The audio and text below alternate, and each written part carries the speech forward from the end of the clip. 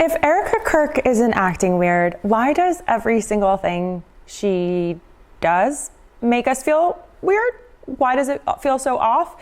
And I want to be fair. I really cannot imagine losing my husband to gun violence, my husband who doesn't exist, in front of a crowd of people. Nobody should have to go through that, which is exactly why I advocate for common sense gun reform. But alas, the point is I tried to give her the Benny of the D. I really did. But there is now a casket video recirculating, a missing wedding photo, a name change. We talked about Groomgate, and we saw the videos of this woman giggling about merch numbers 11 days after and now we have a Scientologist donor situation going down. And as a blonde gal on the internet, I feel a personal sense of responsibility to talk about this. So let's get right into it. But real quick, first, I'm Lauren Paritra. If you're new here, please take a moment to subscribe. I currently have a lead on Katie Miller. The lead is closing. It's getting too close for comfort. And if you're new here, Katie Miller is the woman who's married to Stephen Little Bitch Miller, the pale white nationalist from Santa Monica who is behind all of this ICE terror. She married him on purpose, and now she's building a podcast on the backs of kidnapped Latinos and children. So every sub, every hype, every comment, every like, every share, consider that an FU to Katie and Stephen Little Bitch Miller, and to Turning Point USA for that matter. It takes all of us. So the latest here is that somebody with serious money behind Turning Point USA's women's division may or may not be a Scientologist, a significant one. Just 6 words from Candace Owens on Twitter, and everyone's spiraling, but rightfully so. You could normally dismiss things like this as a classic internet nonsense rumor, but this is Erika Kirk, the same woman who turned down Air Force Two for her friends and family at her husband's memorial service, and noticeably just recently replaced her wedding photo with scroll on the podcasting set. So when a Scientologist donor rumor lands on top of all that, people aren't exactly giving her the Benny of the D this time. And here's why it's landing so hard. Turning Point USA is shady as fuck. Scientology is equally very weird. Pair the two together and it's a match made in hell. Scientology and its followers practice this thing called auditing, which is kind of like talking into a weird meter of sorts to confess sins.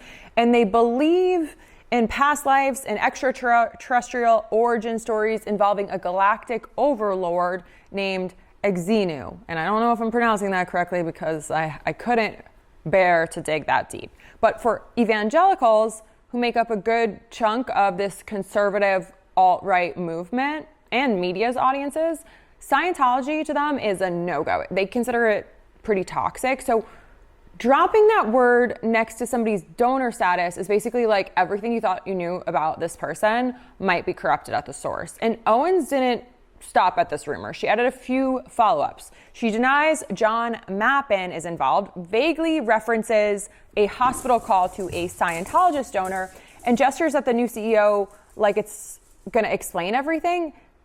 The installation alone happening here is enough to fuel speculations. We've got lots of memes going around about Erika Kirk, hours of group chats across all sectors of the internet debating like what is really happening here. So why is this so believable? Turning Point USA, like most nonprofits, survive on big donations. A handful of wealthy backers fund their conferences, Kirkchella, supply the funds that they need to maintain their online content, their college tours, and now we've got the high school chapters. And whether those donors are Christian or secular or into space alien religions rarely affects day-to-day operations on the surface. But by labeling a donor a Scientologist, Candace Owens raises a question of, do we have some secular infiltration going on? And questioning the moral integrity of this whole pipeline. Suddenly, it's no longer about funding, and it's about purity and who they can trust and who they can't. And for my own sake, this next part is all alleged. I'm not a reporter or a journalist. I don't have the infrastructure or capacity for that, but I read things and I comment on what's happening and I share them with you. So obviously, yesterday we covered the Kirk grooming gate.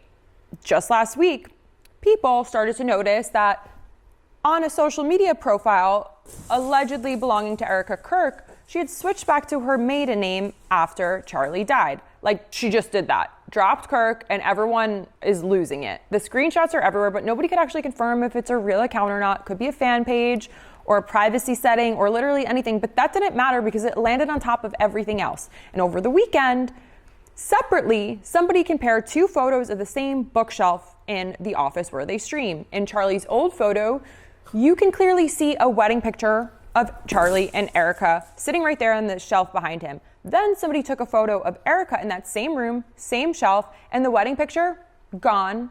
It's replaced by a scroll.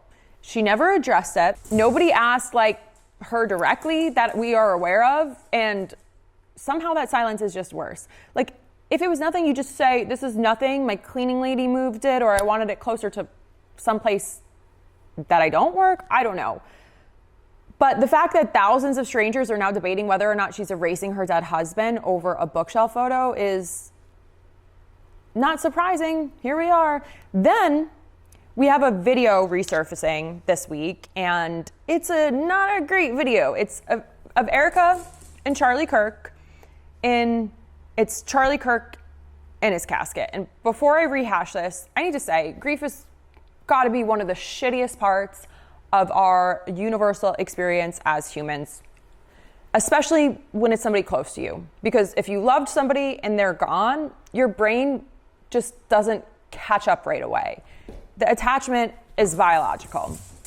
And your nervous system, especially when it's somebody close to you, is built around another person's presence. So when they die, none of that nervous system gets an immediate reboot or an update. So your body keeps expecting them and they keep not being there.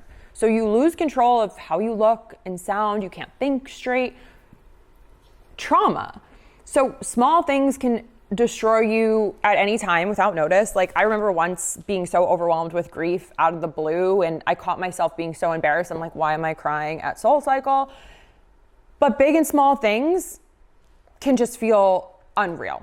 So naturally, when somebody dies and you want comfort, you want to lean on and surround yourself with close friends and family, people who loved you or loved your person too, not your colleagues or subordinates. So the video that's circulating now that Erika posted of a very personal moment where she's crying and kissing his hand in the casket, that was filmed by the head of Turning Point USA's fundraising. Oh, I love you. I love you. I love you. I know. I love you. She brought no family, despite offers from people like J.D. Vance, post-head caress moment, to fly them out. Owens calls it propaganda and abnormal, so lots of people are talking about this performance of it all. Fans piled on. Some noticed that Erika, like I said, reverted her maiden name on Facebook. Others spotted this missing wedding photo. People are speculating. She's already putting on this facade like she's moved on so fast and throwing t-shirts out of a cannon gun at Kirkcella. Like, it's all very weird. And we have the memorial events, and she's so proud of the turnout. And it's just like, read the room, lady. And she's got her Make Heaven Crowded tour where she's bringing predatory pastors on with her. Combine all that with the Scientology rumor, and you have a perfect storm of what the hell is going on. Most people's entire knowledge of Scientology comes from Tom Cruise jumping on Oprah's couch and that South Park episode that they got sued over. Scientology's reputation is well established, and it's also pretty elusive still. Members move through some paid ranking system. They submit to recorded personal interrogations called auditing, and are expected to cut off anyone who leaves or criticizes the church. So Owens is saying someone shaped by this kind of loyalty is writing big checks to Turning Point USA's women's division, and that is weird. And nobody's asking any questions about it. So her point is, people who are loyal to one institution probably shouldn't have financial influence over another. Like, what's in it for them? Look, none of this is confirmed, but it's still super weird. The casket video, super weird. A missing wedding photo, super weird. Merch numbers 11 days after everything went down, equally weird, and now a Scientology donor. We're hard to rattle at this point after all we've seen. And she's been making us all uncomfortable from the jump. So again, Erika Kirk is a pageant queen. She's now running her dead husband's podcast, which is all about Jesus, and she's posting all about Jesus. And she looks exactly like what you'd expect. But then you find out she turned down Air Force Two to bring her friends and family to the memorial, but she still showed up with her staff and asked her head of fundraising, a coworker, to film her at her husband's casket during a very intimate moment. And she's giggling about the merch numbers. She's giggling about a lot of stuff. Suddenly, it's just not adding up. None of it's a smoking gun, but it's like something is off. We can't quite figure out what it is. And that's why everyone keeps talking about her. And if this video has expanded your perspective or you found it entertaining, let us know what you want to talk about more next. Drop us a comment with at least 7 words. And remember, we cannot drown out these cray-cray voices without lifting up ones on the correct side. So make sure you take a moment to subscribe. Do it to give an after you to Katie and Stephen Little Bitch Miller and to Erika Kirk. And here's Willa, and we'll be back.